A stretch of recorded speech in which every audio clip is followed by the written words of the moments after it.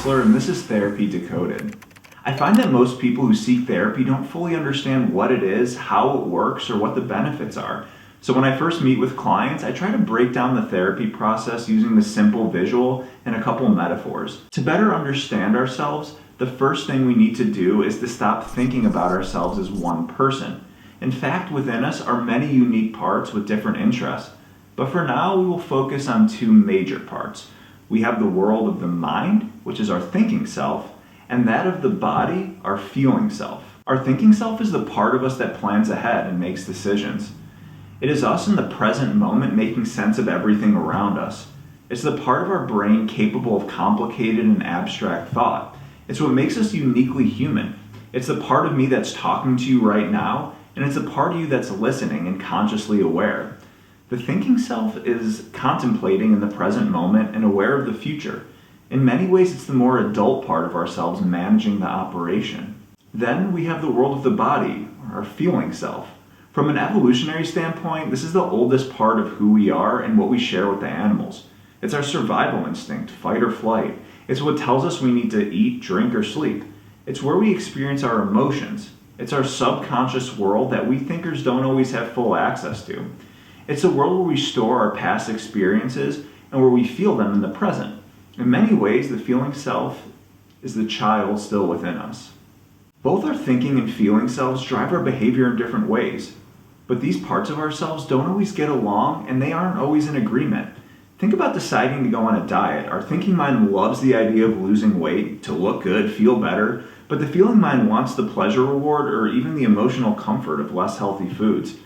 Perhaps we're in a bad relationship that we know logically we shouldn't be in, but we can't help but loving the person despite a toxic situation. I think we've all been there, or at least our friends could attest to that.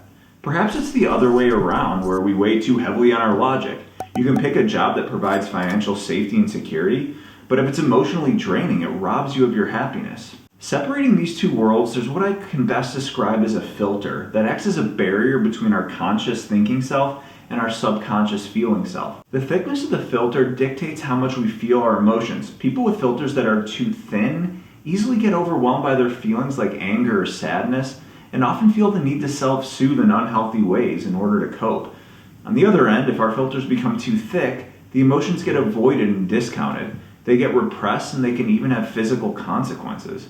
People who possess a thick filter usually over-rely on logic and the thinking self, kind of like Spock. Vulcans never bluff. And those with thin filters tend to be driven by their emotions and the feeling self. Having a thicker or thinner filter is often what we're born with, but then our environment and past experiences shape how they develop. Things like trauma can make the filter overly protective, or on the other end, eat away at the ability to protect from overwhelming feelings or poke holes in it. One goal of therapy is to help develop the filter to find the Goldilocks zone where we can feel our emotions and not be overcome by them.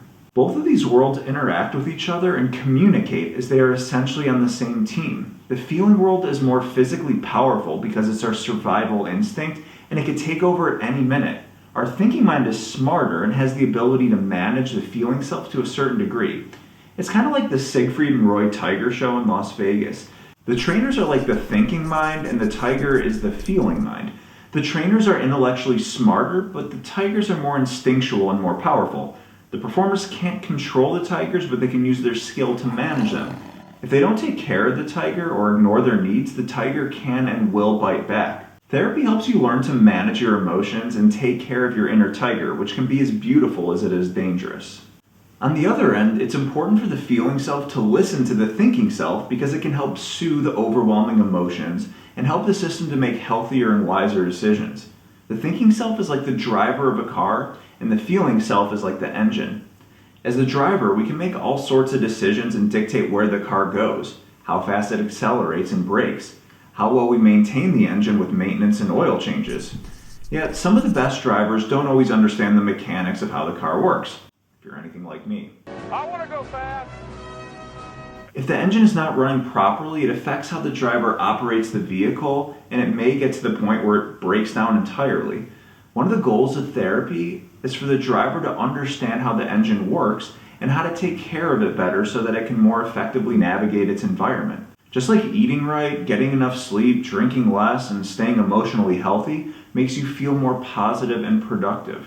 I believe all types of therapy fall into one of two approaches.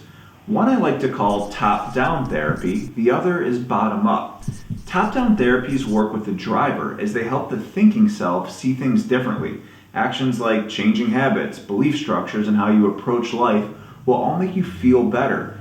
Cognitive behavioral therapy is one of the most common therapy types and tends to be more top-down in that it helps you view yourself in the world through a more positive and realistic lens. Folks with thin filters who get overwhelmed by emotions get a lot of benefit from top-down as it helps develop coping skills for the thinking self to help soothe their emotional world. On the other end, you have bottom-up therapies that work on the engine, the feeling self. Bottom-up is about going into your past, experiencing and processing your emotions and not avoiding them. When your emotional world is taken care of and supported, your thinking self can view things in a more positive way and be more effective. I consider the trauma therapies I do, like EMDR, is largely bottom-up, as they focus on the emotions and physical feelings. Folks with overly thick filters who are detached from emotions get a lot of benefit from bottom-up as it helps them get in touch with their feelings and better understand how to take care of that part of themselves. I like to use both types of therapies with clients regardless of who they are. Top-down and bottom-up therapies are helpful for reconciling both parts of themselves, so it's like burning the candle at both ends. Even though they don't always get along, having these two parts of ourselves are what makes our species so successful. With therapy, you can create a more effective relationship between them and finally realize your potential. That was Therapy Decoded. I hope you got something out of it, and if you did or you have any questions, please reach out to me on social media. Leave me a comment, send me a message, and I'm going to get back to as many people as I can. Thanks for watching.